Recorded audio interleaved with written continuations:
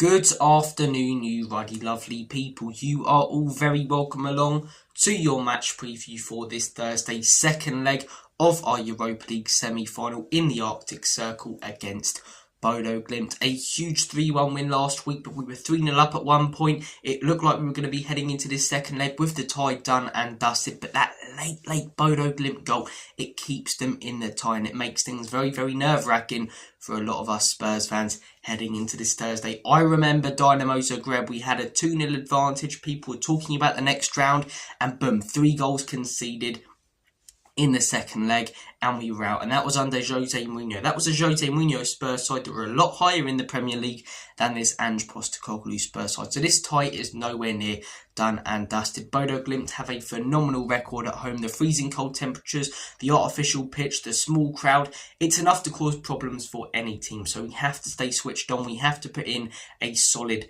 defensive performance, and in my opinion we cannot afford to concede early. We concede early, the players start feeling the nerves, the Bodo Glimt players and Bodo Glimt fans get up for it more. That's when we really could be in trouble. If we get past a certain point, I'd say the 60th minute, something like that, I'm pretty confident from there that we're not going to concede 2 goals without at least scoring 1. So ideally a similar performance to the one that we put in away at Frankfurt. Obviously we were heading into that second leg with the tie 1-1, so maybe we had a little bit more motivation. One thing the players cannot do though is sit back a little bit, take off the gas pedal and not give it 100%, because the minute you give it 90%, that's when you shoot yourself in the foot. Big news coming into this game though, and it's not good news. We saw the lineup yesterday against West Ham.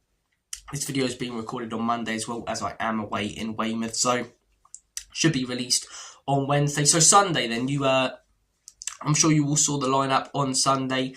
No James Maddison in the lineup, which was to be expected. He played pretty well on Thursday, had to come off early, and it looked like only a precaution. He looked okay, he didn't look seriously injured. So I was like, okay, all good. James Maddison set to play on Thursday. And then the Sunday went on, we started hearing reports that James Maddison's injury doesn't look good. And Ange Postecoglou coming out and saying he likely will be out for the rest of the season. It really, really is a blow. It really, really is a blow. James Maddison at his best is such a crisp player to watch. He really, really is. In my opinion, technically, he's probably the best player that we have. And in a tough away game like this, when you need a player like that to unlock the opposition defence, he'll be a big, big miss. Lucas Bergvall as well with a knock, so I wouldn't be surprised if we don't see him in the midfield. The midfield's looking a little bit shot to pieces at the minute, so I'm hoping that whoever it is that comes in, whether it's Kulusevski or even a youngster such as a Mikey Moore, into that attacking midfielder position, that they can come in, put in a performance. We don't feel the losses of those 2 players. In terms of the lineup, I expect us to go as strong as we possibly can. I expect Poro Udogie as the wing backs. I've really, really been heavily praising Spence for a lot this season, but you can't deny the fact that every time Poro Udogie have played in the Europa League, especially the second leg against AZ Alkmaar, both games against Frankfurt and the first leg against Bodo, they were fantastic. They were out wide. Finally, Ange seems to be getting the wing backs right and where they should be in Europe. So I expect them to start in this game, especially when you see the lineup on Sunday against West Ham. Centre-back partnership of Romero and Van de Ven. Thankfully, those 2 are staying fit and should be ready for this game. Those are the 2 players I was most afraid of getting injured. If anyone gets injured, those are the 2 heading into this away game. Those are the 2 that you would not want to be the most, because it's a tough away game. You need your best centre-backs on the pitch. Midfield, what I expect to see is Bentancur, Bissouma after his game against Bodo, and I think he performed pretty well there, and Dejan Kulusevski, and probably a front 3 very similar to what we saw against West Ham. It doesn't look like Son will be fit. If he is, he starts in my opinion, but if he's not, I expect to see Richarlison, I expect to see Odobert, and I expect to see Tell. But I'd really like to see Mikey Moore. I get that it's quite a game to chuck him into, but when he came on against West Ham, I thought he looked our most dangerous and threatening player up top. I really do think he's a flair winger. Yes, he's young, and again, I do get the whole thing of, you don't want to chuck him into a game like this, but when you watch a player and you think they're ready, I think even at a young age, even with the pressure on him, he can perform better in a game like this than someone like an Odobert or Tell. But then again, Odobert scored on the weekend, and Tell hasn't been half bad recently. Score prediction. Check out the video I released yesterday talking about why Bodo Glimt such a tough away ground.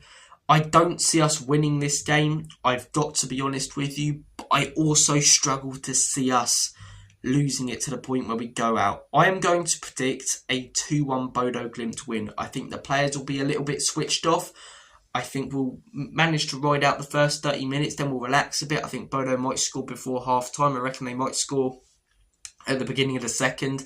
And then I reckon from the 60th to the 70th minute, we claw one back and hold on to that and head into the final. Not with the confidence that we'd like, but still with the confidence of getting there in the first place. And it's likely going to be Manchester United who we come up against. So look, my score prediction is 2-1 Bodo Glimt. If Spurs can go here and pull off a massive win, I'm not having anyone just come out and say, oh, it's been an easy run in the Europa League, because you've got to play what's in front of you. And if we can go to a ground like Bodo, get a big win. If we can go to Frankfurt, get a big win, it shows some mentality that we haven't seen at all in the Premier League. And I've hugely criticised the mentality of this club for years and years. But if the boys can get through games like this, like the Frankfurt one, praise should be given, in my opinion. It should be heavily given. So I'm hoping that we finish up on Thursday and Friday. We're looking forward to the final against Manchester United, but you never know. It's a tough old ground. It's the Arctic Circle, the artificial pitch. Bodo, the best run club in Europe, many have stated.